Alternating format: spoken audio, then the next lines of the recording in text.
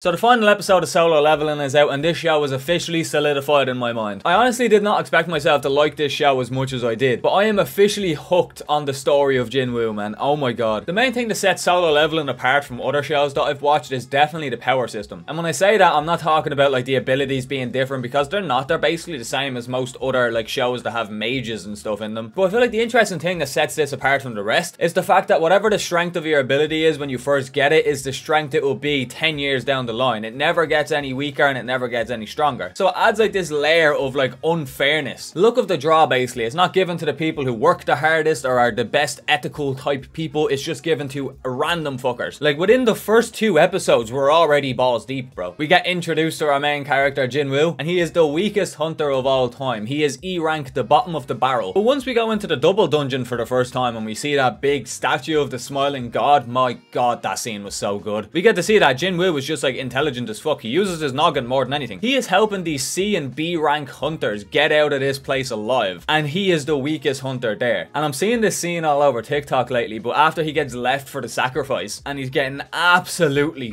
whooped. That little speech that he gives when he's like, oh, I've tried my hardest to get stronger. All I ever wanted was to get stronger. I hate this, blah, blah, blah, blah. It's just made all that more impactful when you see what he becomes down the line. Because my guy goes from the weakest hunter of all time to a full-blown fucking menace, man. And he's only going to get better. Like the RPG element of it as well. Like the fact that he is the only hunter in the world who has the ability to get stronger is fucking wild to me. That's why I like the power system so much, because it makes the main character's abilities that much more broken. It's fucking genius. The fact that they use like a video games type of style for his level up system, because it leaves so much room to do stuff with. You can just let your creativity run wild. They can put whatever the fuck they want into that system. Because I heard online that people were having like a big issue with this show, and their big issue was like, oh, there's not much story. And to that I say, are you silly? Obviously at the cliffhanger of the final episode that just came out, we see that like the ants on that island we were hearing about all season, we see that the creatures that were on that island have evolved, and they implicate that Jinwoo was going to have a huge part to play in the next season, in that whole storyline. So next season there is going to be a bit more of like a goal in mind, I guess. But like in season 1, to say that there is no story is just fucking silly. Just because there's not like some huge overarching story, some big bad that he has to defeat, you know, like Fire Lord Ozai or something out of Avatar, where he spends 3 seasons to defeat him, you know. Like that works for shows like Avatar, but for Solo Leveling, I don't think so. Like we are following the story of Jinwoo, the weakest hunter of all time, and we are following his story in getting stronger and learning and figuring out why this system chose him and why the system wants him alive so much. That is the story of season 1, just because it's not like some overarching fucking thing that goes on for seasons at a time. And that for me got me hooked straight off the bat, because for me personally, I'm a sucker about stories from like rags to riches type of stuff, you know, from like zero to hero. But when I tell you, when I saw episode 6, when he killed all those hunters who were trying to kill him and Jinho, and the music starts playing in the background, bro,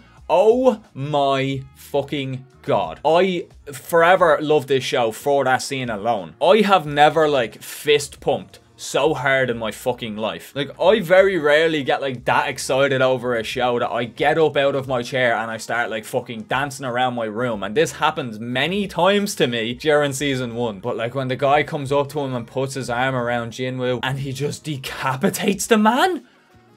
Oh!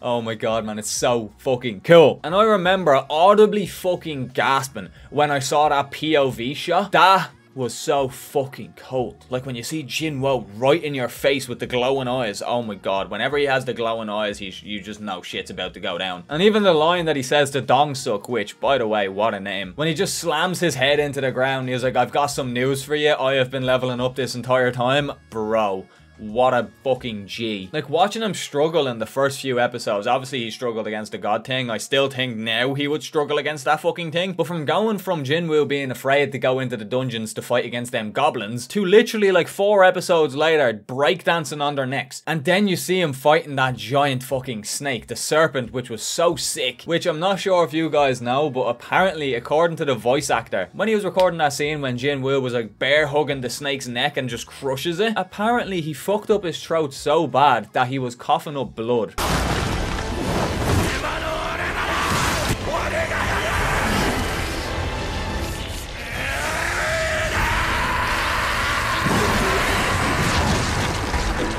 That is outrageous, man. What the fuck? Like, the voice acting is unbelievable. So good. They even, like, progress the voice acting, bro. What I mean by that is, in, like, episode 1, Jinwoo has a much, like, higher pitched voice. Not like a female type voice, but like a higher pitched voice. And throughout the show, as he levels up, his voice gets deeper and deeper just to indicate how much fucking cooler he is getting. What good attention to detail, man. That is so cool to me. But watching him struggle with those types of enemies just make the payoff so much more worth it when you see him going up against fucking Igris, bro. And after all of that leveling up and after all of that time spent doing dungeons and yada yada yada, he thinks that he is able to fight Igris, and I even believed that he was gonna put up a good fight. My guy, that fight scene was absolutely incredible. What the fuck, man? And the part when he puts down his weapon and Icarus does the same. Bro, I keep calling him Icarus, I don't know why, but Igris does the same, and he like honors the fist fight, which I thought was sick. But like then he even throws off the cape and shit, and you're like, oh, he means fucking business. He knows this is gonna be easy, and he puts in the work on Jinwoo. My guy literally juggles him like he's in a circus, only to end it off with a massive right hook that throws Jinwoo through a wall. My guy was outmatched to bits. And when we initially went in, I thought like it was like a situation that it wasn't like a real person. Like I thought Igris wasn't an actual like human being type character, like actual like living sentient thing. I thought he was a product of the system that Jinwoo was fighting. So maybe down the line we will find out that like the people from the system are like real. They're actual like people, like actual like characters, if you know what I mean. Not like video game, like fucking ones and zeros. Because I thought that's what Igris was. I thought Igris was just like this like product of the system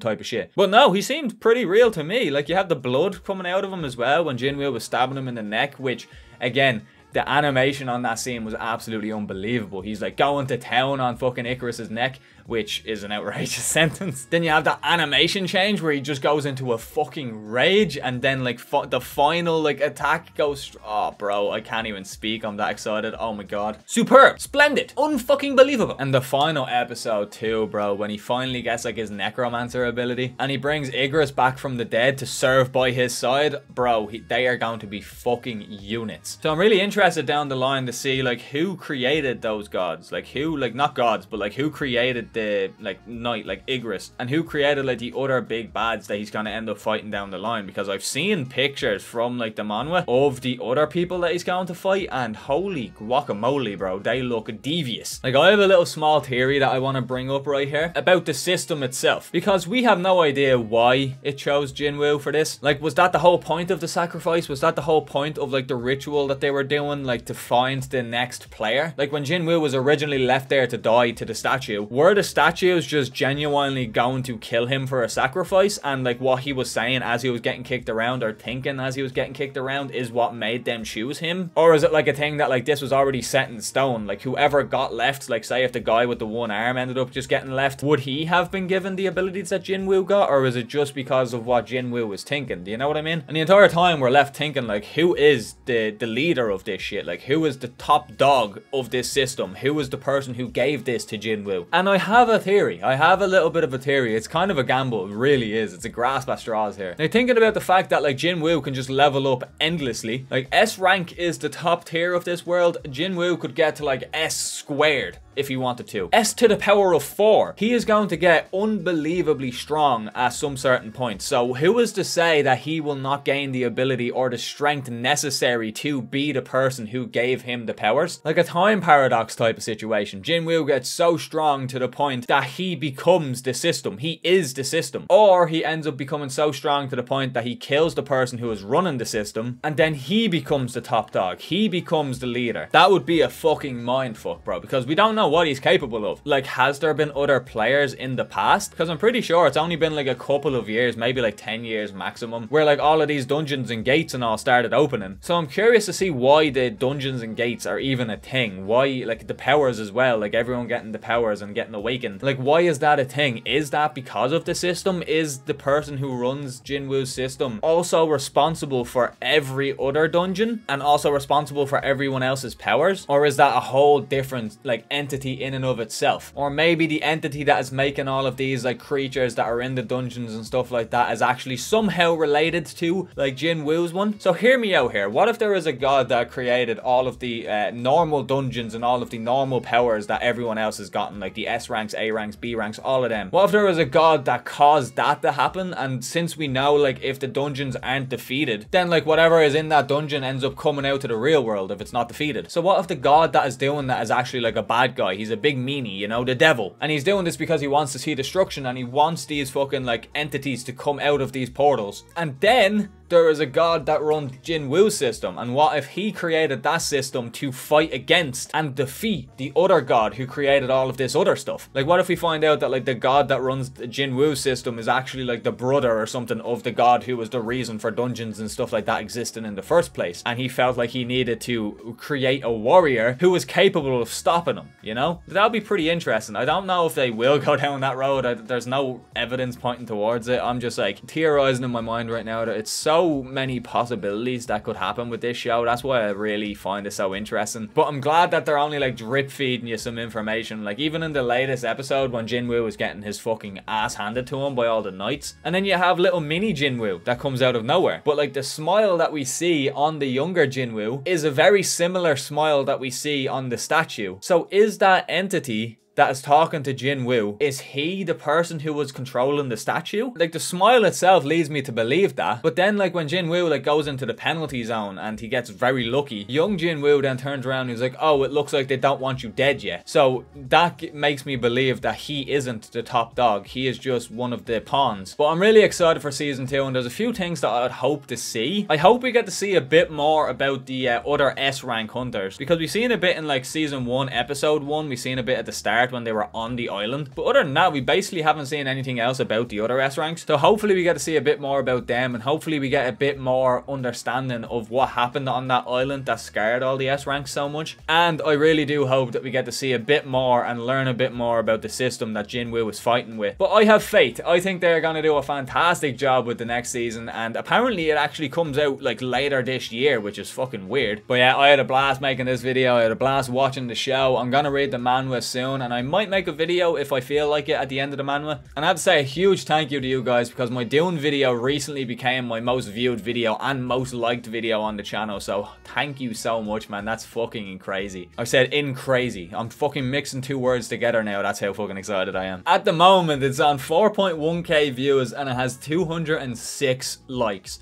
What the fuck, man? That is absolutely crazy. That honestly makes me so happy. So I'm glad you guys are enjoying these videos, and if you've subscribed to me off of those videos, I hope you're enjoying the rest of the content. And yeah, that's gonna do it for me, ladies and gents. I will have like a Call of Duty video going up sometime this week, and I have a few more of these style of videos that I want to sit down and make. But I do want to keep some sort of variety. I don't want it to just be these types of videos and I just like completely like cut out the game inside. But yeah, I'm gonna stop rambling. I've been sitting here bursting for a piss for the past 10 minutes. So with that said, it's been EXO, and I'll talk to you all later. Have a good one.